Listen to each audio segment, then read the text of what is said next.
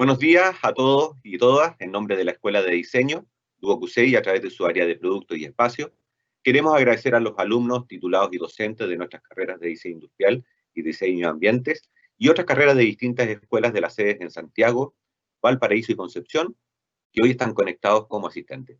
También saludamos a todas las personas que están participando desde otras instituciones de educación superior. Hoy nos juntamos para participar de una exposición y conversación por parte de Patricio y Karin de 9 Design Studio. Además, estará abierto un chat para hacer preguntas y comentarios, las cuales se irán transmitiendo a los charlistas en el transcurso del webinar. Ahí mismo en este chat también se irán publicando los links que ellos quieran compartir con ustedes.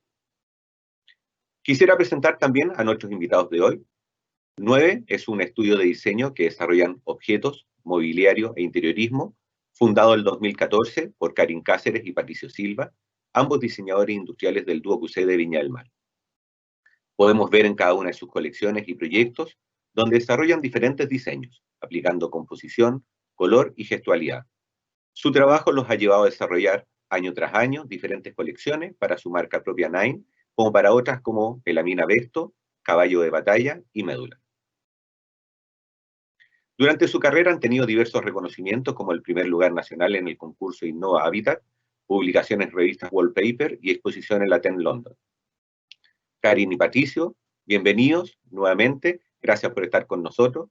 Contarles a quienes nos ven que ustedes, a pocas semanas de iniciada la pandemia, nos llamaron para preguntarnos cómo les podemos ayudar, y así se fue gestando esta charla que hoy nos reúne. ¿Cómo están ustedes y qué veremos hoy?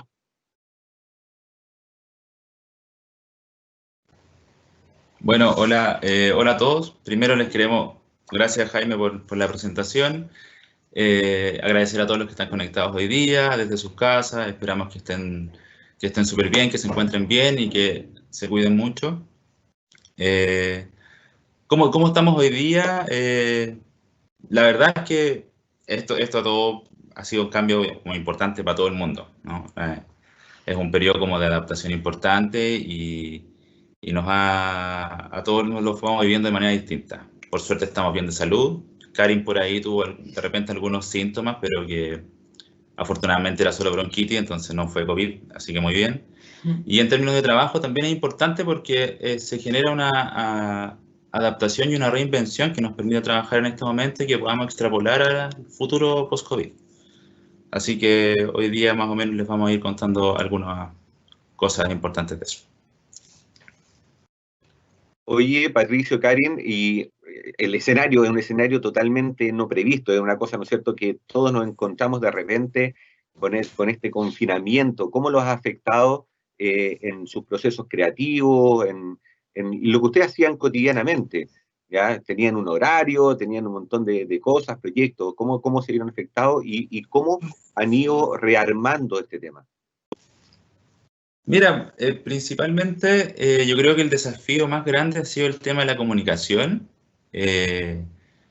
porque nuestro trabajo tiene que ver mucho con la conexión que hay cliente-diseñador o maestro-diseñador, los talleres y todo, y hoy día no podemos salir, no podemos ir a ver las cosas, no podemos atender gente, no podemos tocar lo que estamos haciendo. Entonces, esa comunicación ha sido un desafío. Por suerte, hasta el día de hoy ha funcionado. De hecho, estamos haciendo proyecto interiorismo, estamos haciendo una cocina en Chimbarongo y al cliente no lo conocemos. Nunca lo hemos visto. No le hemos visto la cara. Y todo por WhatsApp, todo por llamadas, audio y tal.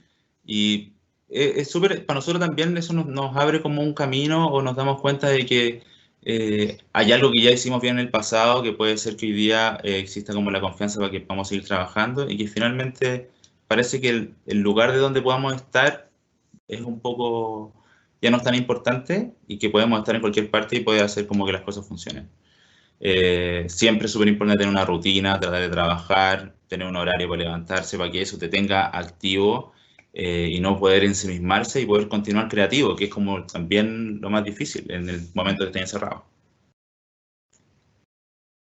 Oye, entonces, hoy día, ¿qué es lo que nos van a invitar a ver y quieren compartir con nosotros? Este título sugerente y precioso, La belleza de lo cotidiano, ¿ya? Que es un poco, me da la idea que usted lo pueden explicar en profundidad, pero que tiene que ver un poco como la situación en la cual nos vemos todos hoy día.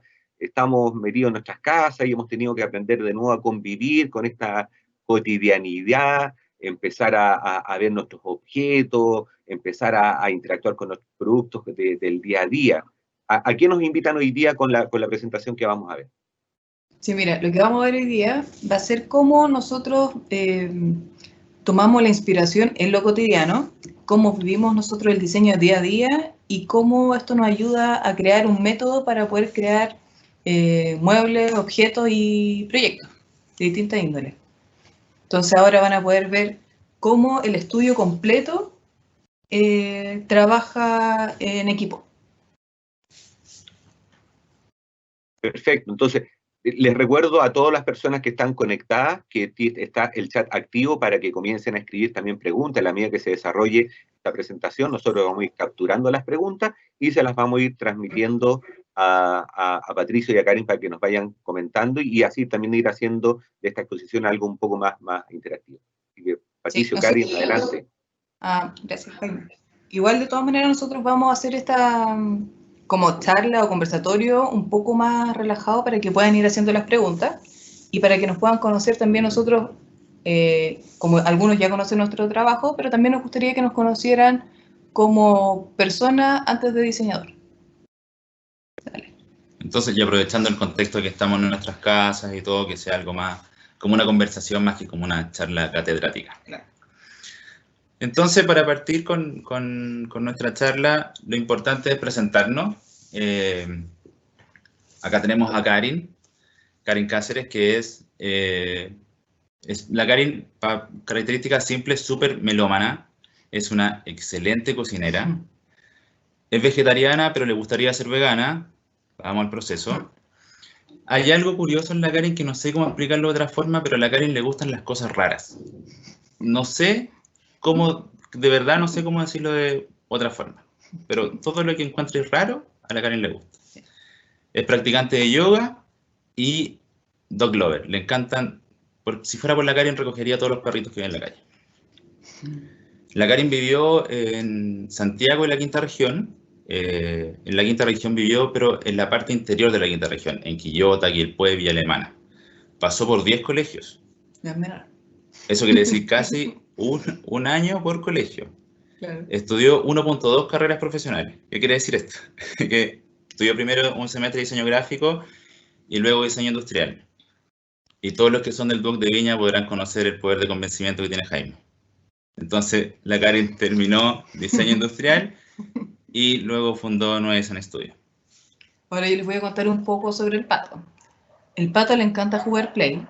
Entonces, por ejemplo, yo creo que el Pato lo ve de una manera como de salir del estrés, de mantenerse un poco más como ese niño pequeño que tiene el Pato, aunque usted lo ve muy grande, con barba, pero el Pato es como un niño.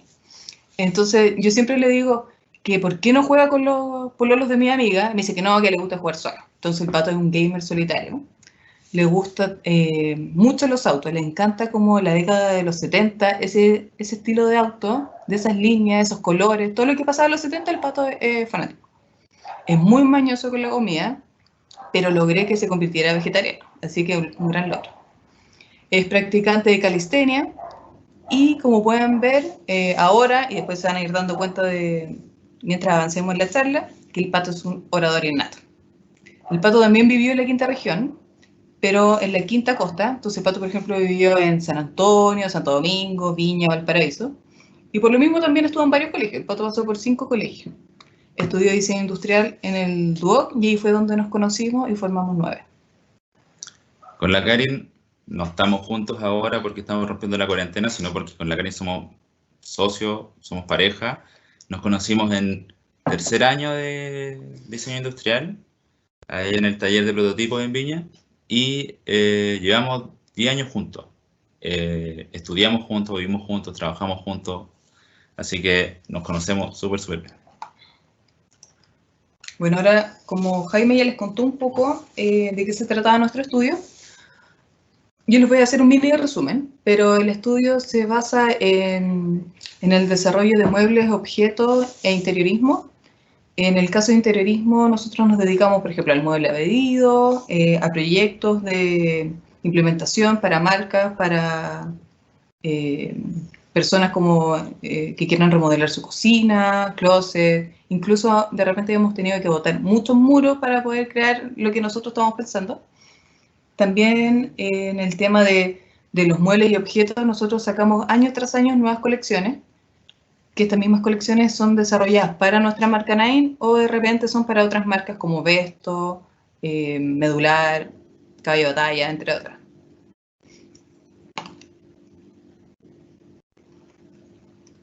Los productos, el área de productos para nosotros es súper importante porque finalmente es como nosotros nos podemos expresar como diseñadores. De repente el proyecto tiene un poco más de limitantes, un espacio, un encargo más estricto y aquí en el producto nosotros podemos mostrar realmente como nuestro sello. Y además eso nos ha ayudado a poder llegar a marcar los hitos más icónicos de nuestra carrera.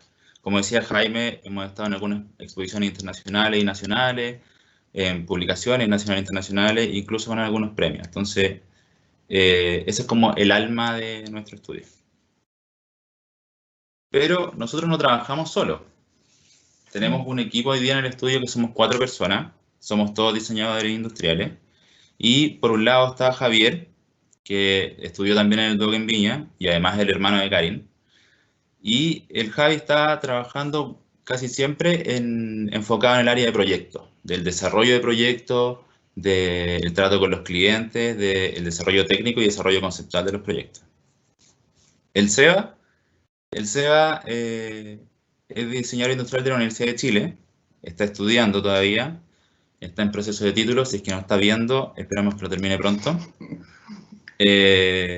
Y el Seba hizo la práctica con nosotros y siguió trabajando medio tiempo. Y el Seba está enfocado en la parte técnica. Ha desarrollado esa cosa como de poder resolver las representaciones digitales de los productos y algunos como temas especiales en los proyectos.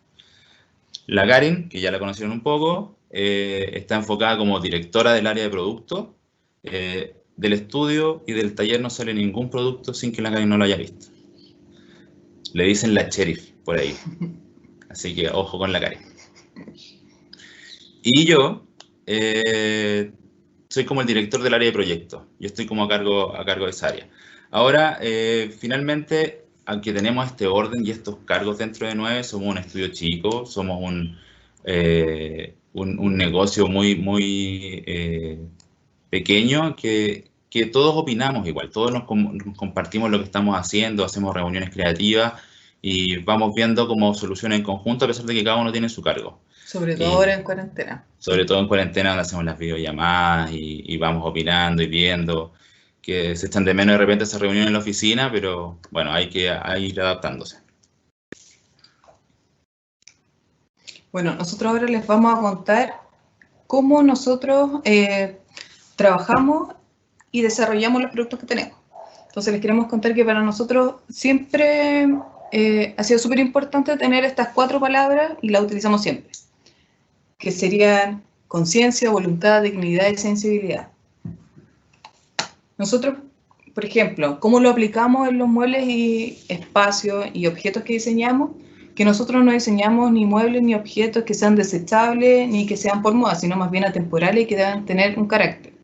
La idea es que sean capaces de convivir en el espacio con los otros objetos que uno tiene en su casa. Y también tomamos muy en cuenta la vida que tiene de uso este mueble u objeto. Por lo mismo, tratamos de que sean materiales nobles y que no pasen de moda. ¿Cómo nosotros llegamos a esto en la parte como de equipo? Nosotros siempre incentivamos a los chicos como a ejercitar mucho el tema de la observación. ¿Cómo lo hacemos? En lo cotidiano. Entonces, por ejemplo, ¿cómo lo hacemos ahora en lo cotidiano? Nosotros siempre tenemos que cocinar, ¿cierto? O sea, por ejemplo, en el día a día, nosotros como personas tenemos un sinfín de tareas cotidianas. Un sinfín de cosas que hacemos que de repente las hacemos porque son nuestras tareas del día a día. Por ahí son cosas que hacemos automáticamente, dormir, comer, cocinar, ver la tele, trabajar, y así un montón de otras cosas. Entonces, sería súper bueno que de repente pudiéramos tomar esas actividades y poder como desarrollar un ejercicio de observación y poder analizarla. Entonces, por ejemplo, podríamos tomar uno como ejemplo, el cocinar. El cocinar tiene para nosotros un proceso súper similar a un proceso de diseño. Por ejemplo, tenemos que hacer un plato, tenemos la idea de un plato, que puede ser un concepto en el mundo del diseño, ¿cierto? Elegimos los ingredientes, que en el mundo del diseño serían los materiales. Estos ingredientes los vamos a saltear, los vamos a hornear, los vamos a asar, que finalmente sería elegir la técnica o el proceso. Lo más probable es que este ingrediente lo vayamos a mezclar con otro. Entonces, estamos armando una composición. Finalmente, lo llevamos a un plato y lo servimos en la mesa. Tenemos un producto final que se usa y convive con otros elementos. Es exactamente lo mismo que se hace en un proceso de diseño, pero lo hacemos de manera automática, todos los días, 3 veces al día o más veces al día, dependiendo ahí cada uno como quiera comer. Pero, ¿qué pasaría si de repente nosotros hacemos este acto de cocinar un poco más consciente? O le ponemos un poquito más de voluntad. Por ejemplo, en esta imagen que les queremos mostrar, este es un desayuno, que es un desayuno con un juguito, un pancito y fruta. Pero fíjense en la fruta. Aquí esta persona se dio el trabajo de pelar la naranja. Imagínense la voluntad que tuvo esa persona de pelarla. De cortarla en rodajas casi todas iguales. De que el pancito, que podría haber sido un pancito con mantequilla, que no tiene ningún problema, pero está cortado de una manera, tiene la pastita, una hojita, y finalmente dignificó el desayuno, que puede ser un desayuno común y corriente, pero ahora está elevado en otro nivel. Claro, le dio una vuelta de cómo presentáis y preparáis tu alimento al día a día. Ahora, ¿qué pasa si le ponemos un poquito más de voluntad? Por ejemplo, hoy día que está súper de moda el tema de la cocina, por eso también lo estamos como hablando, el tema, por ejemplo, de las texturas. Agarré una zanahoria y hice 3 texturas con la zanahoria.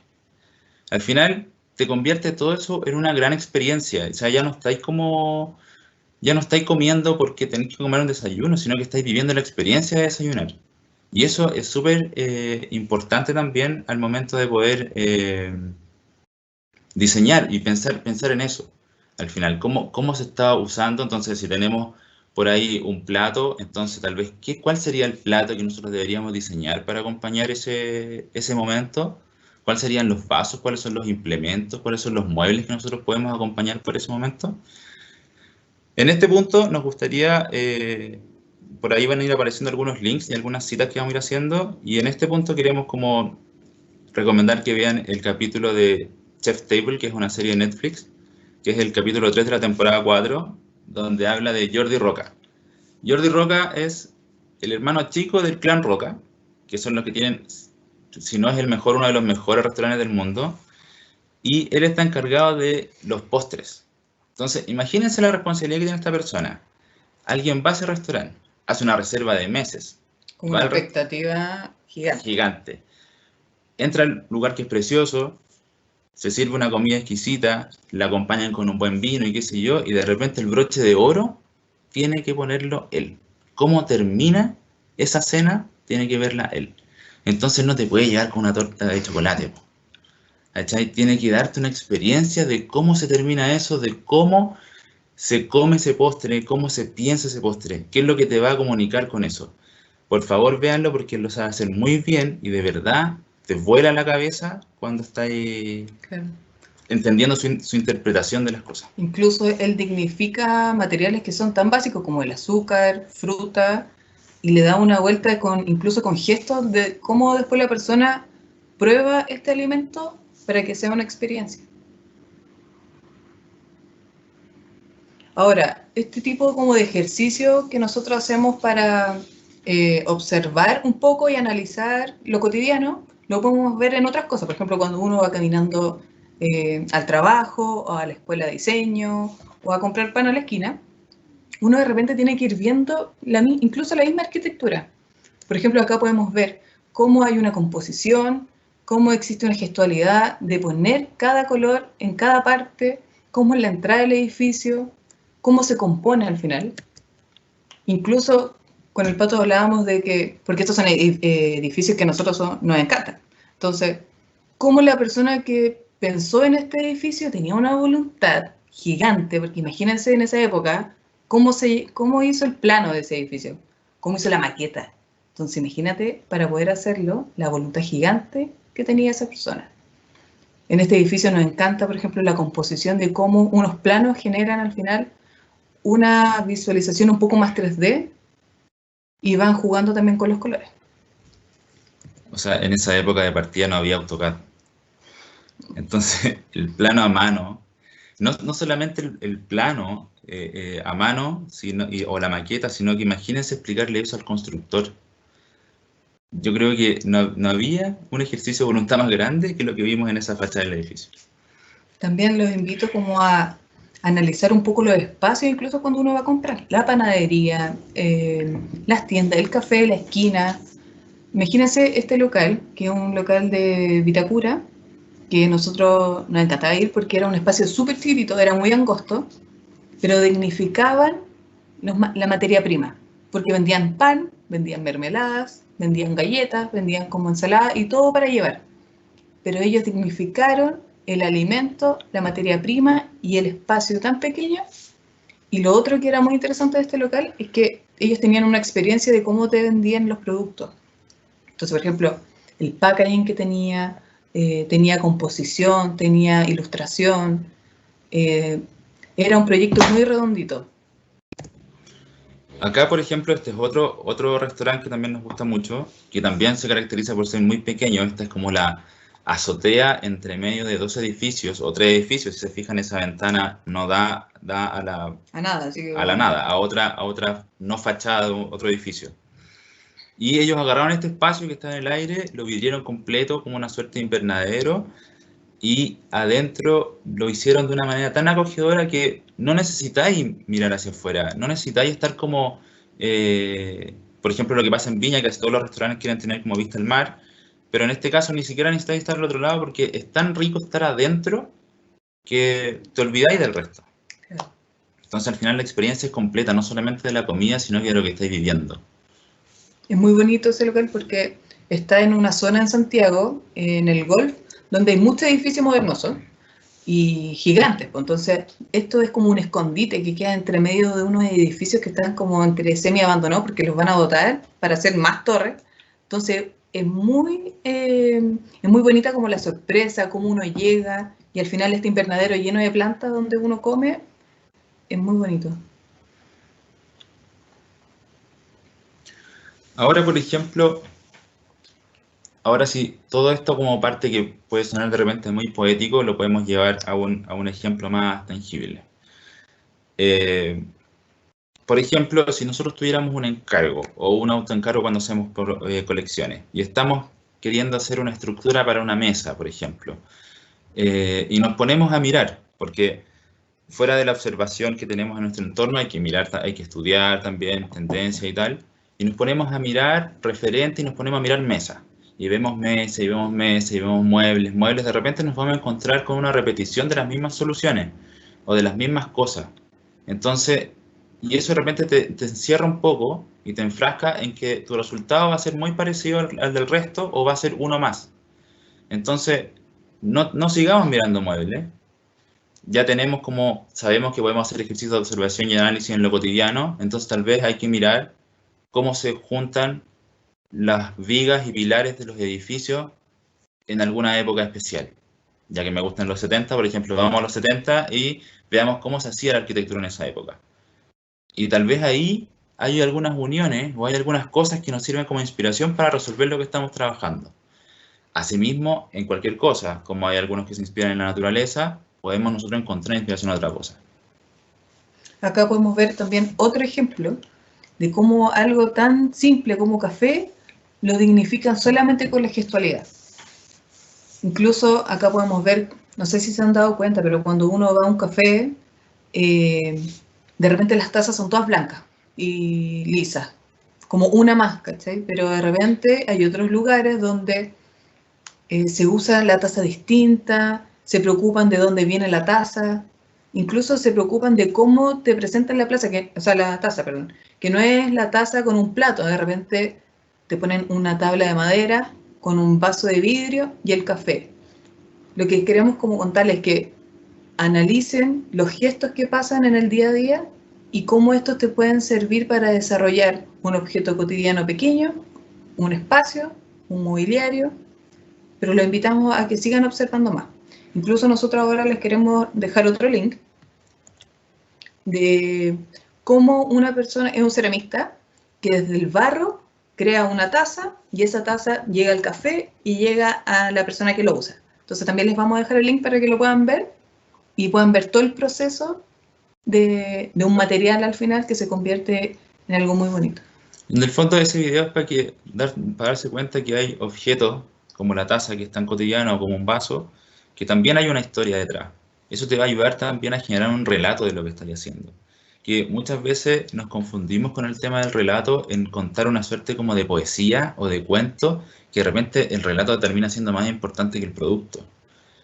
Y al darse cuenta con este ejercicio de este video, es como que el relato está ahí, el relato está en la técnica, está en el uso, está en el maestro, y cómo tú pensaste que eso podía realmente ser o tener un gesto o dignificar el caso de tomar el café para poder generar la experiencia con tu producto. Ahora, como ejemplos grandes o como ejemplos más conocidos, ¿quién hace muy bien este trabajo? Les queremos contar sobre dos marcas internacionales que son las que de verdad para nosotros creemos que hacen muy bien esta pega de extrapolar lo cotidiano a otro nivel, que es Hey, que es una marca danesa, y Alessi, que es una marca italiana, donde ellos si bien se dedican al tema de los muebles y objetos cotidianos, ellos quieren llevar esto a otro nivel. Entonces, ¿cómo lo hacen en el caso de Alessi o en el caso de Hey? Invitan a otros diseñadores, artistas y arquitectos a poder extrapolarse de su universo a hacer objetos cotidianos. Entonces, muy interesante de cómo de repente un escultor le toca hacer un plato. Alessi invitó a Philippe Starck a hacer un matamosca. ¿Cómo hacer un matamosca que sea digno de estar en una repisa en tu living? Puede tener o no las moscas muertas en él, ya va a ser como un tema de uso, pero ¿cómo se logra? Y yo creo que uno de los ejemplos más icónicos es el exprimidor de limones de Philippe Starck que diseñó Alessi, que si uno tiene un exprimidor común y corriente, lo tenéis guardado en un cajón, pero el de Philippe Starck es digno de ponerlo arriba de la mesa en la cocina y que esté ahí todo el rato. Entonces, dignificó el producto, lo descontextualizó completamente, sigue exprimiendo limones, pero además ahora te está contando algo extra. Aquí hay otro video, hay otro link que les queremos contar, que es un link de un video que hizo la marca Hey, con muchos de los diseñadores que invitaron para hacer esto, y que cada uno va contando cómo es la experiencia y cómo los sacaron de su zona de confort para poder llegar a un objeto cotidiano. Todas estas palabras que nosotros le estamos mostrando, que son importantes a la hora del análisis y de observación, nosotros lo podemos resumir en 3 palabras, que para nosotros la más importante es sensibilidad, que gracias a esta palabra nosotros podemos darnos cuenta de gestos a la hora de diseñar, de cómo este objeto, mueble o espacio se usa, quién lo usa, para qué, y también nos sirve la sensibilidad a la hora de la composición. Entonces también nos sirve, por ejemplo, no solamente en una composición de color, sino también en una composición de geometrías, de volúmenes, de cómo se presenta de repente esta forma más volumétrica del objeto cotidiano. Y al final, cuando hacemos como ya la raya para la suma de todas estas cosas, ¿cómo se ve traducido finalmente en que la propuesta de diseño se vuelve única? Todos tenemos una manera de interpretar las cosas distintas. Entonces, si somos observadores, si somos sensibles y hacemos estos ejercicios, nuestra propuesta claramente no va a pasar desapercibida. no va a ser una mesa más, no va a ser una silla más, sino que va a ser la silla o la mesa que realmente quiero porque le va a entregar carácter a mi espacio, porque me siento súper identificado con eso, porque me gusta la historia que está contando, me encanta cómo se usa, como que la gente se va a sentir identificado con también lo que tú le quieres como plasmar. Acá también les queremos contar de cómo fue que nosotros llegamos un poco al desarrollo de objetos cotidianos. Claro, porque analizábamos mucho, mirábamos mucho, pero uno tiene que tomar una decisión. Y hay muchos diseñadores que prefieren el lado como mucho más plástico y artístico del diseño, otros prefieren la parte como mucha más técnica, industrial, y nosotros preferimos el tema de los objetos cotidianos porque vimos distintas cosas como una oportunidad. En este caso, en la oportunidad, nosotros estudiamos, terminamos de estudiar hace como 10 años, egresamos en el 2011, y nos dimos cuenta que desde los 2000 en adelante se había empezado a mover como había un boom del diseño de muebles y objetos. Los diseñadores habían tomado realmente esa vía del diseño de muebles y objetos y dignificar todo lo que eso comprendía.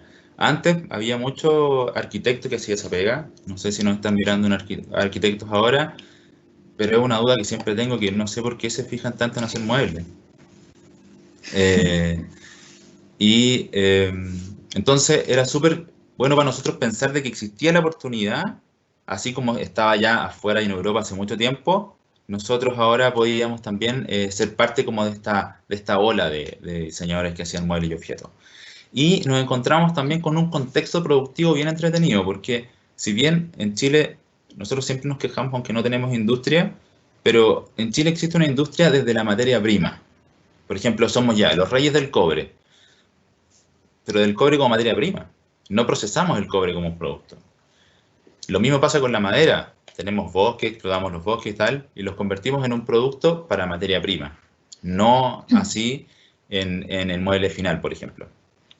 Pero sí existe una industria, que es la industria de los oficios. Entonces, estaba el carpintero por ahí, que hacía esos muebles a pedido, el talabartero y así un montón de otros oficios, donde se podía mezclar y generar una industria. Porque no sé si a ustedes como les ha pasado, pero es como la típica de los abuelos o los papás que dicen, no, yo tengo este mueble de años heredado de roble bueno del viejo. Pero ahí va, en el roble bueno del viejo. Pero no te está hablando de que el maestro usó esta técnica para hacer esto o el diseñador pensó de esta forma, sino que más bien de cómo está, de qué es lo que era el mueble, como que la materia era la importante. Y existía en el contexto productivo, nos dimos cuenta de que había la posibilidad de que los diseñadores teníamos la tarea de expresar el oficio para que el usuario entendiera que eso estaba traducido en un producto.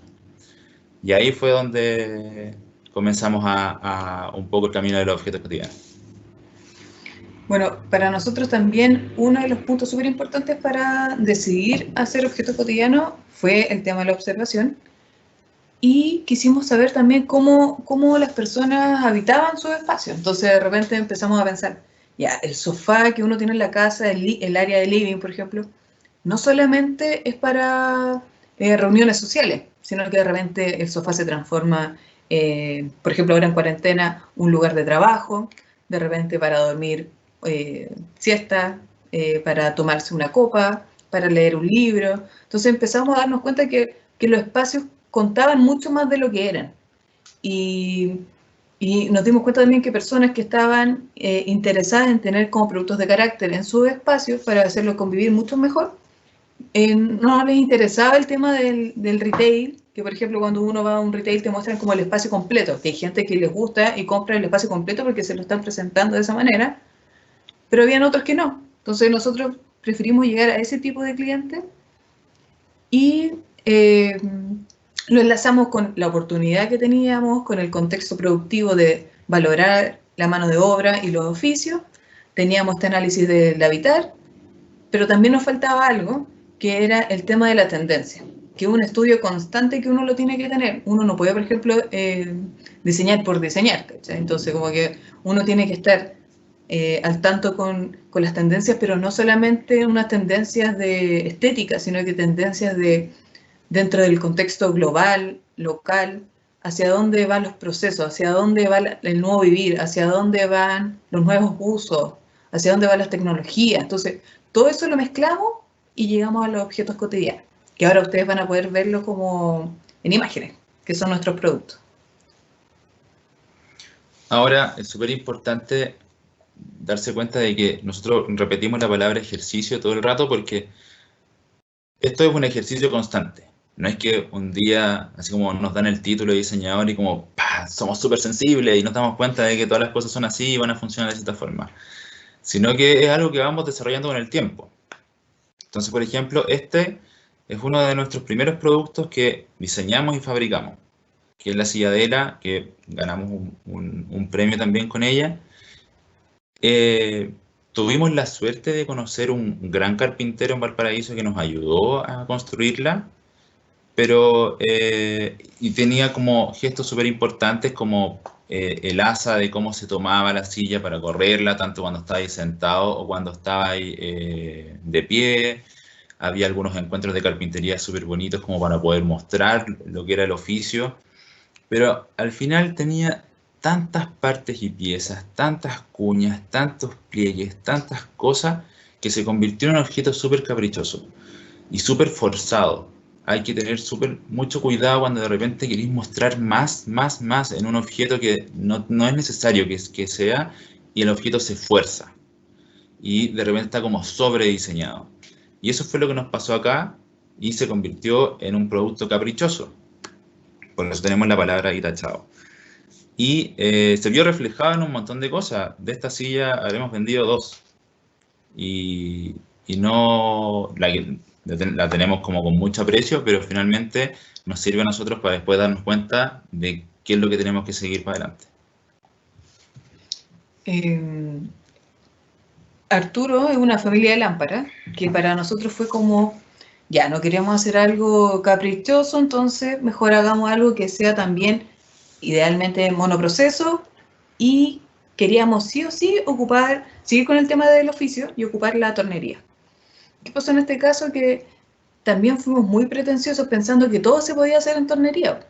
Entonces pensábamos que la chapa, o sea, la pantalla la podíamos hacer como en torno, incluso la parte de arriba que contiene la chapa, nosotros jurábamos que le íbamos a hacer en torno también, pues. Pero al final terminamos usando procesos en CNC, láminas de madera, el sistema eléctrico. Aparte nos encontrábamos en ese tiempo cables que fueran como forrados textil, entonces tuvimos que mandar a hacerlo. Al final se convirtió en un objeto súper bonito, nos llevó a exponer afuera, pero era una colección, o sea, era una familia súper pretenciosa. A pesar de lo simple que se ve, a nosotros nos trajo varios dolores de cabeza. Y por eso ya también no lo usamos. Claro. Las descontinuamos. Hay que entender también que cuando uno descontinúa cosas no es como por una tincada, sino que también es bueno como darle paso y energía a nuevas cosas. Y aquí, bueno, ustedes se pueden dar cuenta como de aquí para adelante empezamos como a encontrar una línea un poco más mejor observada o mejor desarrollada, por así decirlo, donde ya era mucho más simple. Entonces, por ejemplo, este fue un encargo con este ganamos el Premio Nacional de Innova Habitat, y el encargo de ese concurso era del desarrollo de objetos cotidianos. Y diseñamos estos percheros y repisas porque siempre en la casa nos habíamos encontrado en que uno tiene dónde colgar las cosas y dónde exponer algo.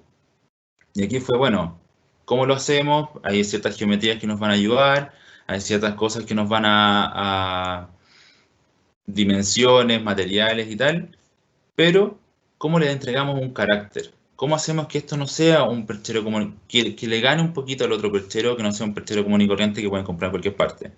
Entonces se mezcla la madera con otro material, se ocupan 2 tipos de procesos, se genera un apoyo del color hacia el material para generar una distinta composición y una distinta textura. Igual seguíamos con la idea un poco caprichosa de usar 3 maderas, 3 colores y 3 cosas, que finalmente las últimas unidades se transformaron solamente en un tipo de madera, porque igual de repente es complicado en términos de que no siempre hay de todas las maderas y así. Aquí hicimos como un conjunto de todos los sofás que hemos diseñado. Por ejemplo, el amarillo fue la primera colección de sofá que realizamos, pero fue porque nosotros quisimos como explorar un poco más el oficio de la tapicería. Fue una experiencia como súper bonita porque nos dimos cuenta que trabajaban en la tapicería, no solamente trabajaban las personas que no sé, armaban, por ejemplo, los cojines, sino que habían carpinteros, ¿cómo se llaman? Costurera. Costureras, las personas que compraban. Al final, el tema de los sofás es otro mundo, es como aparte, así como otra escala.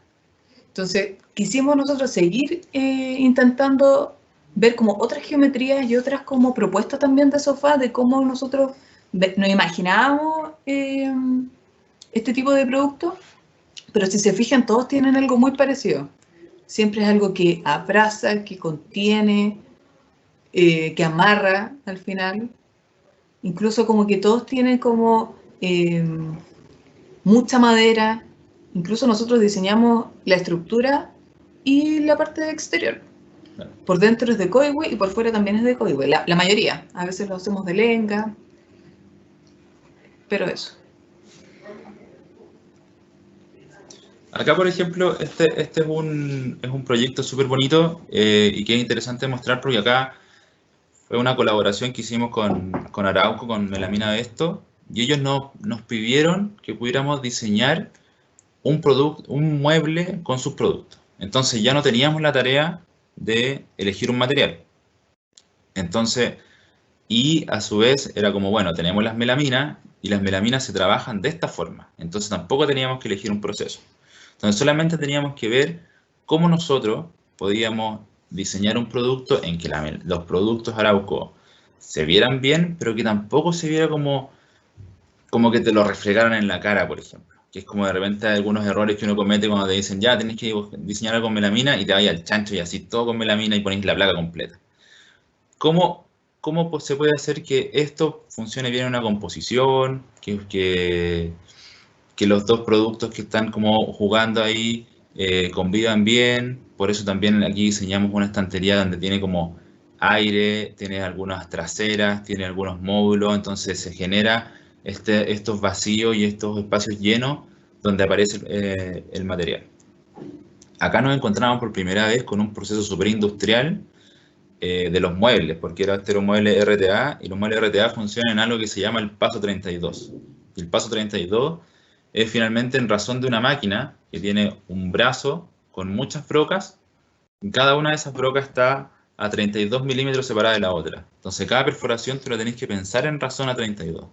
Entonces había un tema técnico súper importante también que había que tratar como de contar y de mostrar a través del mueble. Pero también al hacerlo como un proceso mucho más industrial, no queríamos que perdiera como el alma del mueble, entonces también aplicamos carpintería, igual nos salimos con la del carpintero. No sé si se fijan bien, pero aquí pasa lo mismo que con el sofá y con los otros productos, como que aquí los gestos que solemos usar es que contienen y abrazan. Si se fijan, la estructura de madera son dos palitos que contienen otro, entonces van afirmando y amarrando entre sí cada superficie. Eso va generando también un ritmo a la hora como de componer. En este caso, la colección Otto también fue, mira, para partir, muchos de los productos que les hemos mostrado han sido autoencargos, pero este fue un encargo que nos pidieron para una galería de diseño, que nos dijeron ya, tienen que preparar algo que sea de serie limitada y que sea un objeto que la gente pueda como coleccionar a través del tiempo.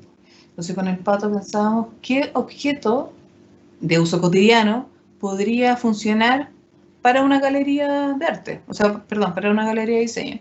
Entonces pensamos, ¿qué es lo más parecido a una obra, a un cuadro? Entonces dijimos, ya, realicemos un espejo y al hacerlo como una colección, tienes tres modelos de espejo, cada uno tiene su modelo, su tamaño, y los puedes comprar, por ejemplo, la serie completa o los puedes ir coleccionando de a uno.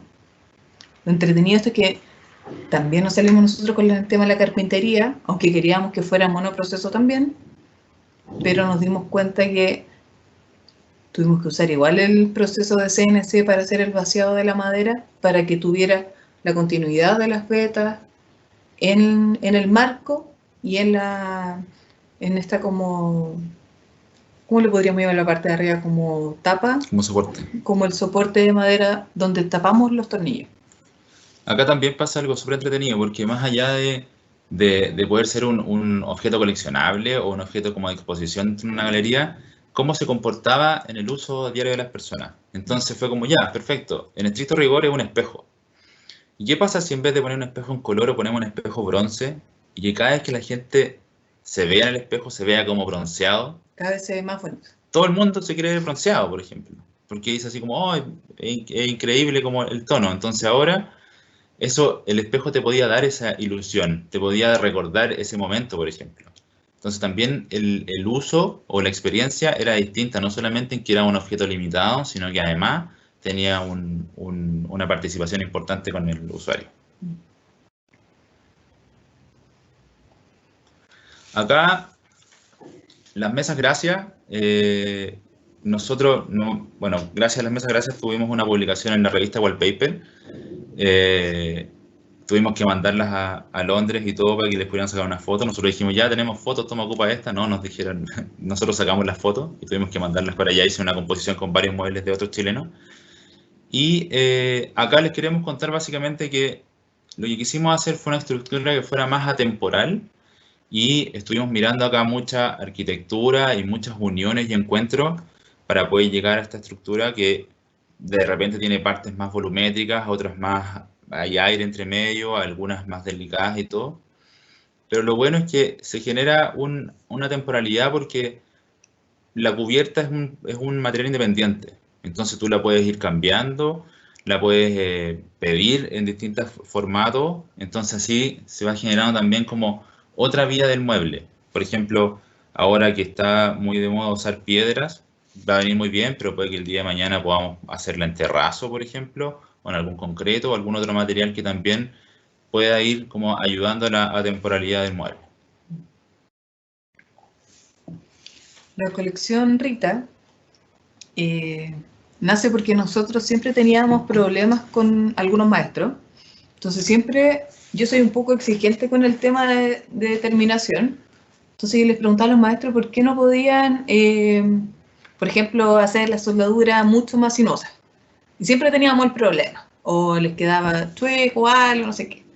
Y con el Pato dijimos, ¿y si hacemos algo con intención de que sea un poco como desarmada, un poco chueca la estructura? Veamos qué pasa. Y fue la mejor mesa que pudieron desarrollar.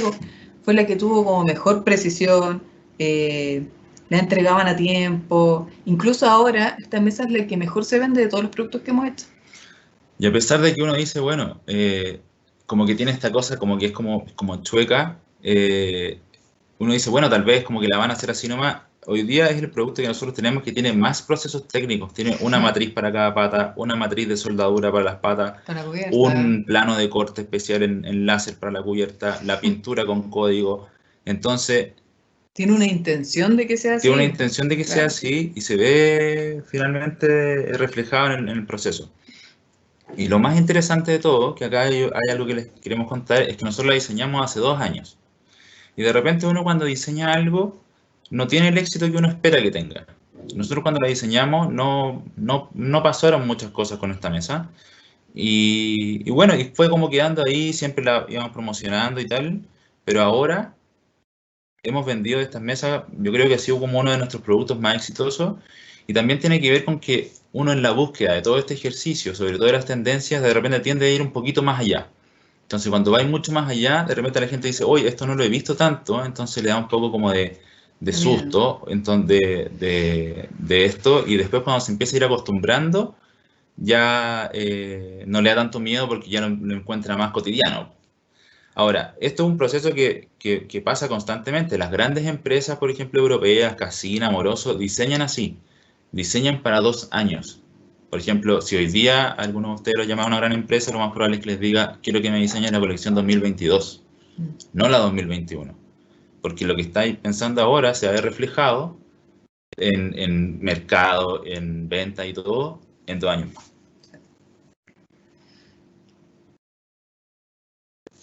Esta colección Borja fue también un encargo de cómo desarrollar un objeto que fuera monoproceso. Aquí fuimos súper obstinados, dijimos no, monoproceso para no tener problemas también con la producción. Incluso la única pieza como externa que tiene es el tornillo con el tarugo. El objeto es completamente de un solo proceso, un solo material, y ahora le estamos dando una vuelta como para que tenga también algunos tonos la misma madera. Pero lo interesante es que este producto que lo diseñamos en 2019 lo vamos a relanzar el próximo año. Entonces, como le contaba el Pato, esto es algo que va así, incluso un poco cíclico, porque de repente los mismos productos que uno diseñaba antiguamente, después vuelven a estar como de moda y la gente como que los pide. Y aparte nos sacamos un poco la bala de poder hacer algo monoproceso. Que teníamos antes con la lámpara que no lo habíamos logrado, Ahora finalmente lo logramos. Acá tenemos los espejos OLED. Acá hicimos una colección de productos para la marca Caballo de Batalla, que también es de un titulado de Duoc de Viña. Y un poco parecido a lo que pasaba con los otros espejos, aquí lo que quisimos como hacer una composición gráfica. Entonces, ¿cómo finalmente tú puedes hacer un muro galería en tu casa con distintos cuadros y que el espejo no sea un elemento tan distinto a eso, sino que pueda convivir como con esas como composiciones y geometrías? Entonces, sobre el espejo va una lámina de metal. O sea, el espejo está sobre una lámina de metal repujada y con una serigrafía con esta composición. Entonces así el espejo pasa un poco más desapercibido y convive mucho mejor con toda la composición que queréis armar en tu muro. Ahora, por sí solos también podéis comprar la colección y funciona súper bien. Este fue otro producto que tratamos también que fuese monoproceso, pero el encargo era para una marca para Caballo de Batalla, igual que el anterior. Y ellos nos pidieron que fuese un producto que se pudiera sacar de la CNC, pero nosotros igual como que no queremos que pierda un poco como el alma que tienen nuestros productos, sino que sea más un detalle, un gesto hecho en CNC. Entonces, por lo mismo, si ustedes se fijan, el producto completo no está hecho en CNC, es solamente una parte, una sección. Y todo lo demás continúa con el tema de la carpintería y continúa con el tema de la composición. En este caso son 2 colecciones, la Greta y Ada, y les dejamos algunas partes nomás para que puedan revisarla después. Lo mismo pasa con esta colección de percheros, que también fueron para Caballo de Batalla, y en este caso quisimos mezclar 2 materiales, que era el metal y la madera, que ya veníamos un poco como, nosotros más o menos tratamos de hacer esa mezcla de materiales, pero aquí lo que quisimos hacer fue, y nos metimos en el taller del maestro que repujaba estas piezas, y agarramos todas las matrices que ella no ocupaba, que antes eran piezas para lámpara, o soportes para otras cosas, y fue como, ¿qué pasa si es que esta matriz, que por ejemplo de repente podía ser así, la repujáis un poquito nomás? Y a eso le ponemos una tapa de madera, y la soldamos a un tornillo y puede ser un perchero. Aquí fue como al revés, fue como rescatar, en vez de partir como desde el estudio del diseño hasta llegar a un proceso y poder resolver un producto, fue un poco al revés. Queremos hacer un perchero, ¿qué tenemos en el taller? Y cómo esto se encajona en un contexto. Esta es una de nuestras últimas colecciones. Las diseñamos un tiempo, pero ahora las lanzamos y ya estamos produciendo varios de estos productos. Incluso lo que más nos han preguntado es por el espejo Nina, porque es un espejo de pie que sale también un poco de lo que uno está acostumbrado a tener un espejo de pie que lo ocupa, por ejemplo, como un paño sobre un mueble, y este de por sí uno lo puede dejar en cualquier lugar y funciona perfectamente. Esta misma línea, o sea, este mismo como gesto de la argolla lo ocupamos para utilizar distintos tipos de productos, por eso es una línea de productos, para desarrollar mesas auxiliares, de centro, incluso la línea podría crecer. Lo bueno de pensar los gestos o los componentes de un mueble, como cuando se notan que están bien diseñados, es bueno tratar de extrapolarlos a otras situaciones. Entonces así uno no genera, por ejemplo, solamente una silla y después como que cambiar drásticamente a otro elemento, sino que más bien tú lo que estáis diseñando es una composición, la cual puede ser como aplicada a distintas situaciones. Entonces cuando tú diseñas colecciones es mucho más atractivo también, en todos términos, productivos, de diseño, de todo. Y si se fijan, las mesas, por ejemplo, tienen distintas cubiertas. Entonces, estamos pensando lo mismo que con la mesa gracia, de que sean mesas que vayan variando dependiendo de la época del año, por ejemplo, según las tendencias. Entonces, ahora tenemos en piedra, tenemos en madera. Quizá el día de mañana, ¿qué otro material se nos va a ocurrir poner? Y esta es nuestra última colección, que es Eliana, donde estábamos pensando en... Acá ya tiene que ver un poco más como con el contexto actual, donde estábamos pensando cómo la gente ahora puede estar en sus casas trabajando, cómo puede estar la gente como tratando de reunirse un poco más en familia o qué sé yo en las casas. Entonces diseñamos una colección de superficies más que nada como mesas y escritorio, que también fueran, y aquí pensamos mucho en el proceso, como la facilidad para poder ser enviado, la facilidad para poder ser procesado y armado completamente en tu casa. Entonces esto se ve como una mesa que viene lista, pero en realidad tiene partes y piezas desarmadas, se vende como un RTA sin tener las características de un RTA, para que también tu casa tenga un poco más de carácter y tenga ese detalle especial que tú buscas y que no sea igual al del resto.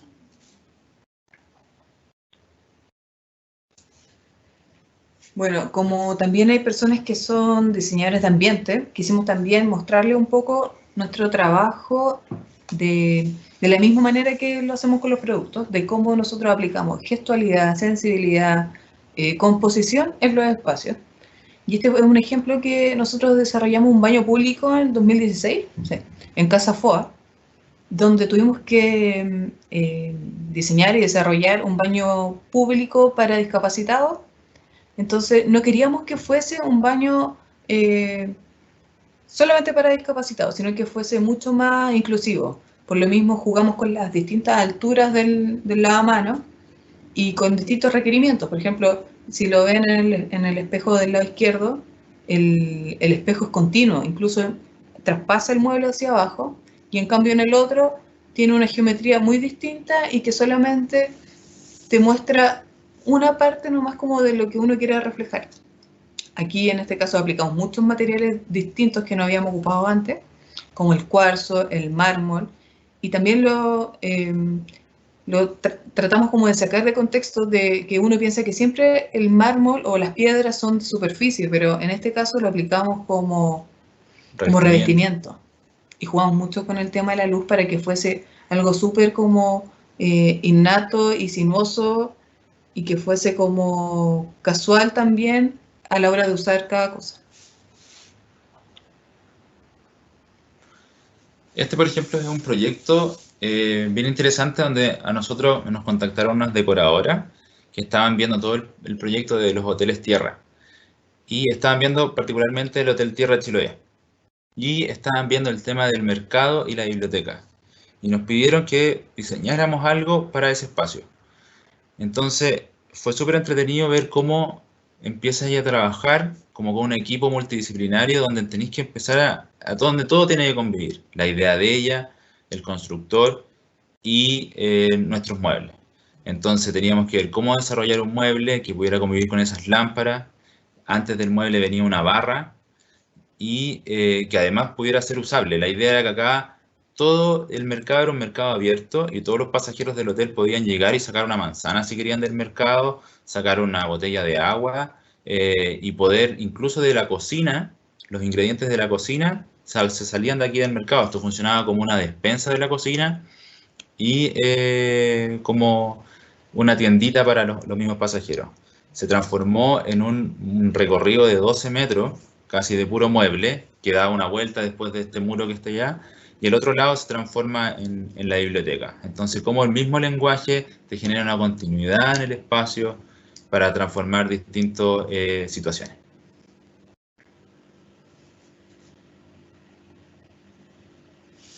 En este caso, nosotros tuvimos que diseñar y desarrollar también una tienda completa, que no sé si la conocen, La Blanquería, que es una tienda especializada como eh,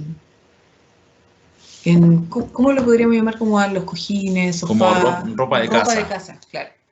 Entonces, había que diseñar una manera de exhibir y exponer todos los cojines, todos los cubrecamas, todas las telas que ellas tuvieran. ¿Y de qué manera mejor? Pensándolo como si fuese una biblioteca de libros, por ejemplo, pero que esta fuese una biblioteca de colores y de textura. Entonces, si se fijan, es una gran estantería con una escalera que tiene rueda, entonces la gente se puede mover, puede subir, puede escalar, puede sacar lo que quiera. Y también tenemos distintos como tipos de exhibición. Tenemos, ¿cierto?, la parte que como que de los cojines, de otras cosas que están como dobladas, pero también hay otra cosa que es cuando uno quiere como colgar algo. Entonces diseñamos esas argollas que exhiben cosas de mayor volumen como los cubrecamas, frazadas, esas cosas. Al final es como vivir la experiencia que tú tenés de la biblioteca, que elegís un libro en tu casa, pero aquí no vaya a elegir un libro, vaya a elegir el cojín que vaya a usar hoy día. Y acá, por ejemplo, esta es una de las últimas cocinas que estamos proyectando. Y lo quisimos mostrar porque, sobre todo en espacios como este, es donde más se ve tangible lo que le estamos tratando de contar de la sensibilidad, la composición, voluntad y todo. Por ejemplo, la cocina es un ambiente que hoy día está integrado con otras cosas. Está integrado con el living comedor. En el caso de este proyecto, la cocina es parte del... Tú entras a la casa y veis living comedor, cocina, todo en una sola cosa. Entonces, ¿cómo eres capaz de transformar ese espacio, que antes era un espacio muy funcional, en algo que tiene que ser atractivo visualmente, tiene que convivir con el resto, tenéis que elegir los colores, los materiales adecuados, cómo los mezcláis con los taburetes, con una lámpara que se vea como que te sirva, que sea funcional, pero que no sea tan de cocina, o cómo la cocina no se vea tan cocina, y así empezar como a proponer y a buscar distintos detalles para que esto se vaya cumpliendo. Claro. Aquí, si se fijan bien, podemos ver cómo la gestualidad va sobre la funcionalidad. Por ejemplo, la gestualidad lo podemos ver en la selección de asas, de tiradores, de superficie, de cubierta. Va a depender de cómo la persona que nos pidió el encargo vive ese espacio. Si es una persona que cocina, le va a encantar, por ejemplo, tener el espacio abierto y tener una cubierta para poder cocinar y que pueda trabajar ahí mismo directamente. Entonces, todas esas observaciones te sirven un montón a la hora de tomar decisiones y de expresar también cómo uno puede ver, darle como la vuelta a algo que era como tan simple y tan básico de la cocina, que ahora uno como que la enaltece al finalmente, algo que antiguamente uno lo tenía escondido. Bueno, chicos, y con esto queremos un poco terminar. Me imagino que deben haber un montón de preguntas. Esperamos que haya un montón de preguntas. Finalmente, lo que les queremos contar hoy día es hacer una invitación. Es hacer una invitación a vivir lo cotidiano. Tal vez suena súper como extraño esto de vivir lo cotidiano, porque uno está viviendo constantemente, pero a lo que queremos llegar con eso es como a estar presente, a estar consciente en cada una de las cosas que uno hace. No quiere decir que como que me voy a despertar mañana y voy a decir, voy a pensar como un diseñador y voy a estar todo el rato así como mirando y concentrado, sino que tómenlo como un ejercicio. Hoy día para nosotros lo tenemos tan interiorizado que, no sé, podéis salir de la ducha de repente y le decís, Karen, ya sé cómo hacer el mueble. Vamos de repente manejando a Viña y nos ponemos a hablar de pega. No lo hagan porque se pueden desconcentrar si están manejando, pero en el fondo va a ser un ejercicio, traten de ponerlo como en tarea todos los días con algunas cosas para que ustedes se puedan como ir tomando y desarrollando estos ejercicios de sensibilidad. Por ejemplo, y creo que es como un caso súper práctico para nombrar, es ahora con el tema de pandemia, todo el mundo está como viendo el tema del home office. Y tendemos y nos embobamos un poco tratando de disfrazar la casa como una oficina. y han aparecido un montón de productos que yo lo entiendo por un montón de cosas, porque tenéis que hacer algo a producir, para trabajar y tal, pero por ejemplo ha salido un montón de escritorios al mercado que son superficies, que son olvidables, que finalmente cuando pase la pandemia tal vez no te van a servir, y te van a servir solamente para este momento. En respuesta a eso, nosotros estamos diseñando ahora una colección de superficies para trabajo, pero imaginándonos en las situaciones reales de trabajo dentro de la casa. No tenemos por qué convertir nuestra casa en una oficina. Tal vez uno trabaja en la cama, uno estudia en la cama, uno estudia en el sofá, o trabaja en el sofá. El que quiere tener un escritorio puede tener un escritorio más formal. O en el comedor. Incluso nos hemos dado cuenta que las oficinas hoy en día quieren traer el concepto más acogedor a sus oficinas que convertirse en cubículos. Entonces, la oficina sería súper extraño que las oficinas se transformaran en tu casa y tu casa en la oficina. No tendría ningún sentido. Entonces los invitamos a que le den la vuelta a pensar cómo va a ser este nuevo habitar de lo cotidiano post pandemia. Nosotros creemos que todo va a ser mucho más estilo hippie, mucho más cálido, y va a invitar a que uno no se sienta, como decía el Pato, en un laboratorio o en, no sé, en una clínica, en un hospital, sino que tu trabajo, tu oficina va a ser parte de tu casa. Así que los invitamos a que observen muy bien cómo ahora funciona cuando uno entra a la casa cuando sale. Uno tiene que dejar, por ejemplo, los zapatos en algún lado, a lo mejor después en ningún lado vamos a utilizar los zapatos dentro de la casa. Nosotros, por ejemplo, estamos con pantuflas todo el día. Entonces los invitamos a que observen eso, a que observen cómo se toman el café, cómo toman una taza de té, cómo se sientan en el sofá, los usos que le dan a la casa.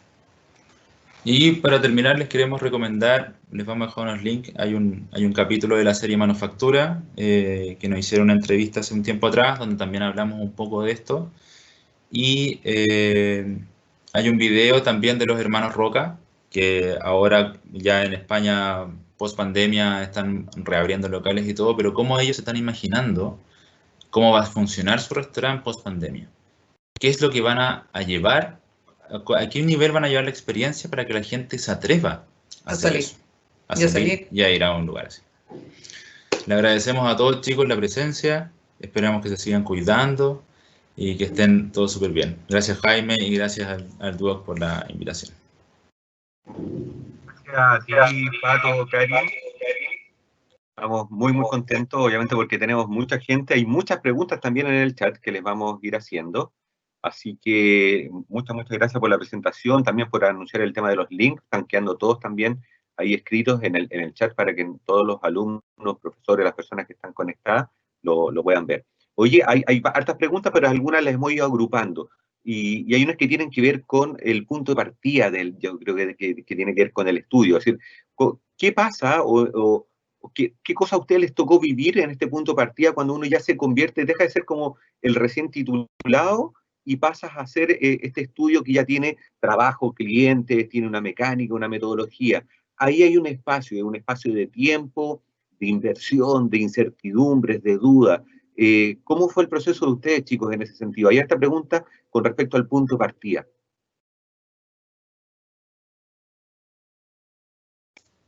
Ahí sí.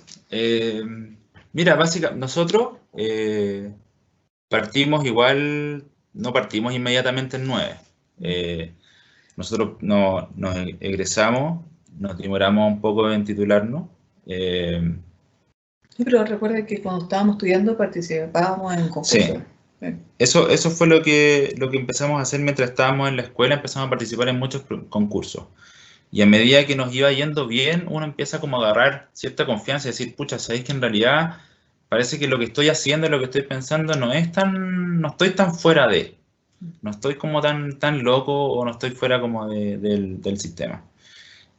Nosotros tomamos la decisión, que era algo que, no sé, teníamos como súper metido en la cabeza, como de que de Viña teníamos que saltar a Santiago.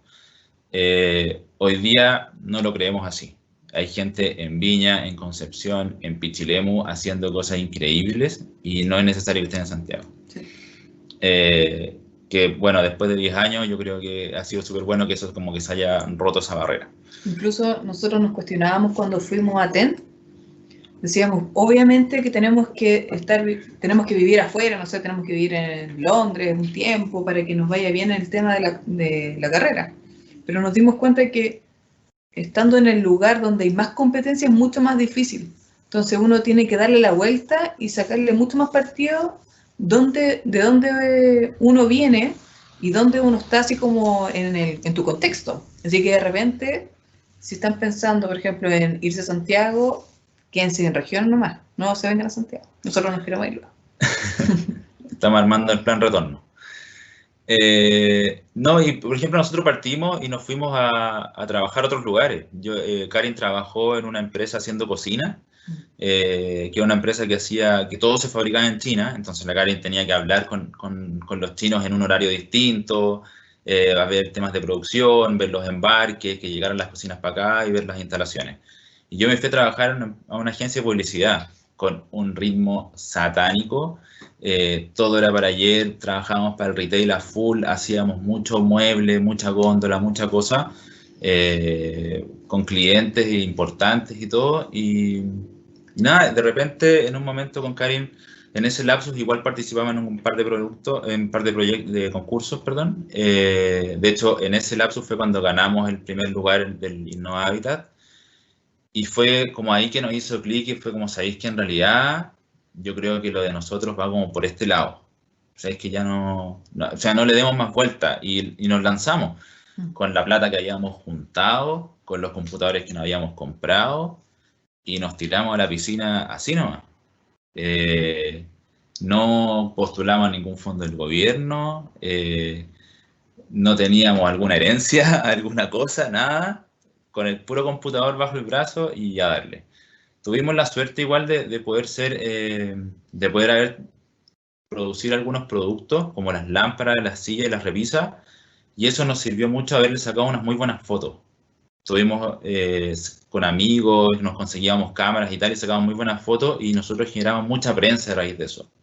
Entonces a nosotros la prensa nos ayudó a posicionarnos en un momento como en el mercado y que nos empezaran a aparecer los trabajos. Claro, pero no lo vimos como un fin de ser, por ejemplo, reconocidos o de fama o nada de esas cosas, sino que para nosotros las publicaciones o de aparecer en prensa así como internacional o nacional es parte de la pega, como que obviamente si tú haces un producto tenés que mostrarlo, venderlo y es parte de tu pega.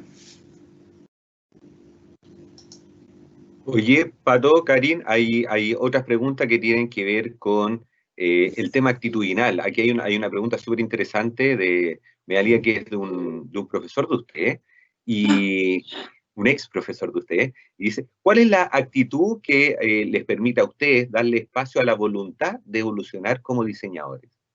¿Cuál creen que es la actitud que a ustedes les permite darle espacio a la voluntad para seguir evolucionando? Creo que sé quién nos hizo esa pregunta. Es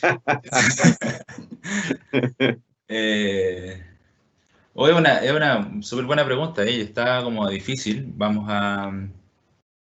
pero yo creo que tiene que ver como con la actitud de querer como mostrar realmente lo que tú podías expresar como diseñador. Si bien cuando tú te vuelves una persona voluntariosa, como que innatamente uno hace las cosas de cierta forma y le ponéis más cariño y estáis más consciente, pero también tiene que ver con que tener las ganas de hacer algo diferente, de poder mostrarlo. No sirve de nada si tú entendís esto como por ser famoso o por ser, no sé, o por ganar tal vez plata, porque si fuera por un tema como económico, te ponía a hacer escritorios planos y ya está, y los vendía al retail y vaya a vender 1000 o 1500 en muy poco tiempo. Y no es problema. O si lo hacís por la fama, hasta una cosa súper escultórica que tal vez te va a costar mucho venderla, pero vaya a salir en todas las revistas y en todos lados. Vaya a ser el más conocido, pero eso no quiere decir que vaya a tener más ventas. Yo creo que la actitud tiene que ver con realmente mostrar algo diferente, algo funcional y querer que la gente lo use, como que sentir eso como, sentir que tu producto es usado, es algo como rico como para poder decir, ¿sabéis que de verdad hay que meterle a esto más cariño? No sé qué pensáis tú. Sí. Oye, también hay otras preguntas que tienen que ver con el tiempo que ustedes le dedican a los proyectos. Es decir, mostraron proyectos de distinto tipo, la mayoría son productos, pero son productos en distintas escalas. ¿Cuánto tiempo le dedican desde que parten hasta que uno dice el producto está listo? De ¿Hay una repente, franja de tiempo ahí? sí. Sí, es que es súper variable, porque de repente uno tiene una idea, así como a nosotros nos pasa que de repente decimos, por ejemplo, ya, queremos desarrollar una mesa, por ejemplo, La Gracia, que ya teníamos muchos productos que eran para la casa, pero nos faltaba alguna superficie. Desarrollemos un producto como superficie, ya, una mesa. Entonces, en el proceso de que uno se pone como a dibujar, después hacer observaciones, análisis, ver materiales, tendencias y todo el cuento, te puedes demorar, no sé, fácil. Nosotros estamos con los productos como un año antes, ¿sí? Un año más o menos antes de que nosotros lo publiquemos. Incluso de repente en las redes sociales publicamos como prototipos, como parte de ese proceso antes de publicar el final. Para tener testeos del público. Sí, y para que, sé que nos ha pasado harto y que de repente, que no es una copia, pero nos ha pasado que diseñamos algo, lo vamos a publicar y lo vemos en otro Instagram que alguien hizo lo mismo. Entonces decimos, no, vamos a poder publicarlo. Entonces nos pasa eso, que de repente en el proceso de diseño tú te das cuenta que alguien ya lo está pensando y no lo publicamos obviamente, pero nos ha pasado que publicamos los procesos y lo que estamos pensando para que la gente cache que nosotros estamos pensando en eso y que no piensen que son copias. Por ejemplo, otra persona, dale. Nos pasó hace poquito que con la última colección Nina encontramos hace como un par de días Sí. un diseñador que hizo lo mismo, así como un fierro con una argolla y lo transformó en mesitas laterales para una marca española. Fue como la misma época. Entonces fue como, está en nosotros hoy día, si es que nosotros vamos a seguir con esa colección, o le vamos a dar una vuelta, o en el fondo es como un tema ético, ¿no? Sí. Siempre tratamos de darle una vuelta, incluso de repente lo eliminamos. Hemos diseñado muchos productos que nos salen como a la vida porque nos hemos encontrado con eso, que hay otros productos que son muy parecidos. Oye, otra persona pregunta, ¿cuál ha sido el proyecto que han hecho que más han disfrutado? ¿O que consideran ustedes que ha sido como el mejor proyecto de ustedes? ¿Hay alguno, el tengan un cariño especial a algo? Sí, ¿O a raíz de algo? sí, yo creo que el de Chiloé solamente por la experiencia de viajar, de llevar el mueble, instalarlo allá, quedarte en el hotel, que nos quedamos en el Hotel Tierra, que es un hotel muy lindo. Entonces, imagínate estar trabajando con una vista en una península, no, como impagable, no, otra cosa. Eso es lo entretenido igual de la carrera, como que te da oportunidades como de no estar estáticamente en algún lugar, como que uno siempre se va moviendo. Por eso, de nuevo, le invitamos a que no se vengan a Santiago y quédense donde están nomás, que pueden trabajar donde quieran. Oye, también hay preguntas respecto del proceso productivo. Ustedes diseñan, ¿cierto? Van dibujando, ¿no es cierto?, en su oficina, y varios preguntan cómo es este proceso de mandar a hacer, a quién le mandan a hacer, cómo es la relación con la gente que ustedes le fabrican para ustedes. Bueno, ahí en ese caso nosotros tenemos como distintos proveedores dependiendo como de la técnica. Tenemos el taller que sabemos que hace los muebles a medida, por ejemplo. El taller que sabemos que hace los stands publicitarios. El taller que sabemos que trabaja los fierros. Y el que se hace por ejemplo, la tornería se hace en un solo taller o los sofás en un solo taller. Tratamos de casi siempre generar una relación de confianza. Yo creo que es casi lo mismo que nosotros tratamos de plasmar hacia el cliente, lo tenemos que plasmar hacia el maestro. Nunca tratamos al maestro como un trabajador o como alguien que nos está haciendo una pega, sino como que si nos estuviéramos trabajando juntos. Siempre trabajamos a la par con los maestros, ¿sí? Nosotros nos encanta llevarle los planos y los dibujamos encima y de repente preguntarles a ellos mismos, ¿qué pensáis tú de esta unión? Y que el maestro diga, ¿sabéis qué? Yo lo he hecho así, de esta forma. Y al final hay un proceso en los productos, sobre todo, hay una etapa del proceso súper rica donde tú vas codiseñando esa persona que lleva toda su vida fabricando. Y tú vas como aprendiendo de eso y él también va aprendiendo de ti. Entonces, es súper rico cuando tú decís, esto realmente va a funcionar porque le estoy entregando todo esto a una persona que lleva toda su vida fabricando. Nunca, así como consejo para los chiquillos, nunca se paren al frente a un maestro como, oye, yo soy el diseñador y me la sé toda. ¿Cachai? Porque lo más probable es que el maestro te vaya a seguir al pie de la letra y decir, ya, perfecto, pasa el plano, lo hago tal cual. Pero si la mesa se rompe o no se sostiene, Le van a ¿cachai? echar la culpa al La culpa es maestro, del ¿no? diseñador. No, pues se le echan al O maestro. se la echa el diseñador, se la echa el maestro y así se rompe la relación. Claro. Ahora, por ejemplo, en mi caso, yo como que me tengo que ganar a los maestros porque casi siempre son maestros que son más viejitos, por ejemplo. Entonces son más machistas. Entonces no me pescan a mí mucho. Entonces como que me los tengo que ganar. Entonces mi manera de llegar un poco a ellos es como con la comida. Entonces les llevo comida, que esto lo preparé yo. Y ahí me agarro el cariño de ellos y ahí me empiezan a hacer caso. Incluso después me tienen un poco de miedo porque el pato les dice, chiquillos, si no llegan al tiempo o pasa esto o no está bien lijado, va a venir la calle. Ah, no, ya, lo vamos a hacer bien entonces. El sheriff, ahí aparece el sheriff, como decía Patricio al principio. ¿Mm? Sí. Oye, una de las últimas preguntas ya, porque ya creo que nos estamos acercando al final. Les recuerdo también a todos los asistentes de que respondan una encuesta que está publicada ahí en el chat. Es súper importante poder saber qué les pareció, ¿no es cierto?, este webinar en el que nos hemos reunido hoy día, así que por favor les pido que la contesten. Y una pregunta dice, ¿cómo se realiza el diseño para que no sea tan elitista? ¿Es posible pensar en eso o solo se enfoca a personas que tienen mayores recursos? ¿Cómo ha sido la experiencia de ustedes también respecto a eso? Los productos están dirigidos a mercado, el diseño tiene que ver con mercado, pero me imagino que ha sido un cuestionamiento, algo que ustedes le han dado vuelta. Sí. Es que yo creo que uno siempre está pensando eso. Yo creo que el sueño para todos los diseñadores que hacemos productos es de repente llegar a una transversalidad. Pero también hay que...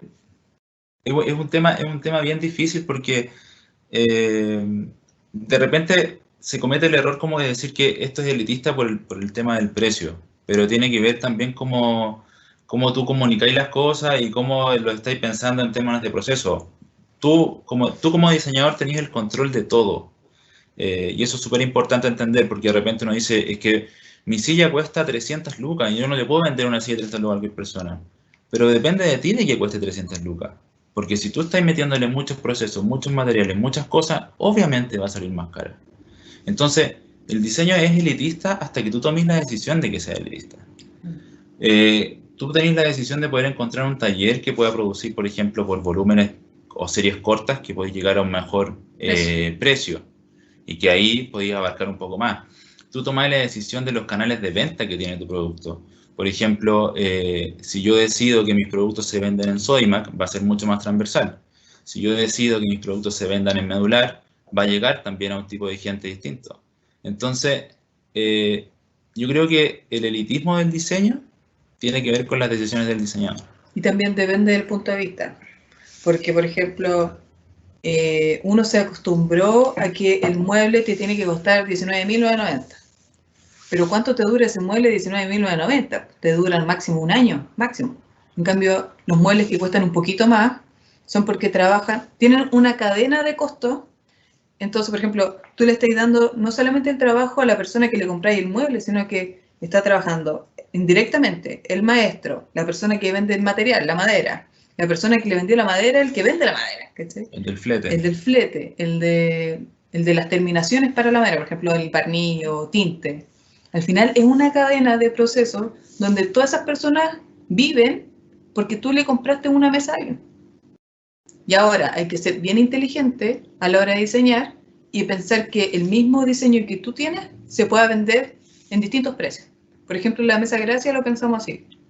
El mismo diseño uno lo puede comprar, no sé, desde, no recuerdo cuánto cuesta, pero ponle 200 lucas las dos mesas y la más cara cuesta un palo. Y el mismo diseño, lo único que cambia son las cubiertas. Oye, Patricio, Karin, tenemos aquí una pregunta también de un profesor de la carrera, que les agradece mucho la participación, ¿cierto? Que siempre están ustedes colaborando con la carrera. y le dice que así también como trabajan con otras personas de Duoc en su oficina, si reconocen en ellos una impronta que tiene que ver con el proceso formativo, y qué recomendarían a sus compañeros, o me imagino que a los alumnos que están estudiando hoy día, a aprovechar del proceso formativo. O sea, claramente hay distintos perfiles. Por ejemplo, con el Javi nos damos cuenta de que el Javi tiene unas cosas muy similares a las como pensamos nosotros. Somos de generaciones muy distintas. De hecho, el Javi estudió en Duoc en Viña con una malla completamente distinta a la de nosotros. Entonces, ahí tal vez se cruzan algunas diferencias, pero estructuralmente pensamos de una forma muy similar. En el caso del SEBA y otros practicantes que hemos tenido de otras escuelas, se nota que hay ciertas como expertices, por así decirlo. Por ahí hay algunos que son más técnicos, por ahí hay unos que son más bien conceptuales. Eso se nota y tiene que ver como con el perfil que cada escuela quiere dar.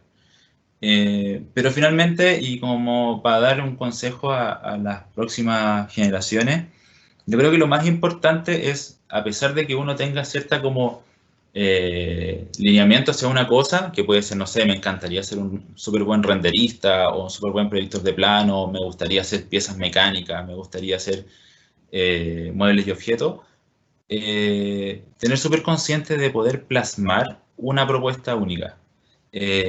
No dejarse llevar de repente por esta cosa de como, no, si sabéis que hagamos esto así nomás. Ser súper, de nuevo, ser observadores, ser estudiosos para poder realmente mostrar lo que tú eres como diseñador. Eso te va a hacer como diferenciar del resto completamente, independiente que vengáis de la Universidad de Chile, la Católica, del Duoc, de la Andrés Bello, de lo que sea. Eso, si tú tenías esa capacidad, mal no te va a ir nunca. Y cuestionarte de toda la toma de decisiones. Sí. Por ahí quiero recordar, que creo que fue el profesor que nos hizo la pregunta, el Andrés siempre a nosotros nos llegaba a ser odioso de por qué nos preguntaba todo. El porqué de todo. El porqué de todo. Yo me acuerdo así como en las entregas de taller eran así como un parto de puras preguntas, pero ¿por qué? ¿Y por qué lo hiciste redondo? ¿Y por qué lo hiciste cuadrado? Y después cuando ya te ponías un poco más viejo te das cuenta de que esas preguntas no eran de odioso. Era porque tú tenés que tener completa conciencia de lo que estás haciendo. Si estás haciendo una pelota redonda y el Andrés te pregunta por qué la estás haciendo redonda, no es para que la cambie a cuadrada porque cuadrada no va a rodar, sino porque tenés que entender que es redonda para que ruede de cierta forma, para que se pueda pegar con el pie y tal. Pero conciencia de lo que estás haciendo. Oye, Patricio, Karin, le queremos agradecer la tremenda charla que han hecho, este espacio de conversación también que hemos generado. Darle las gracias también a todos los participantes que nos acompañaron en este webinar, que ha sido increíble, muy buenas preguntas. Creo que hemos tratado de interpretar en todas las que te hicimos, también muchas preguntas que a lo mejor se nos van a quedar por ahí en el tintero.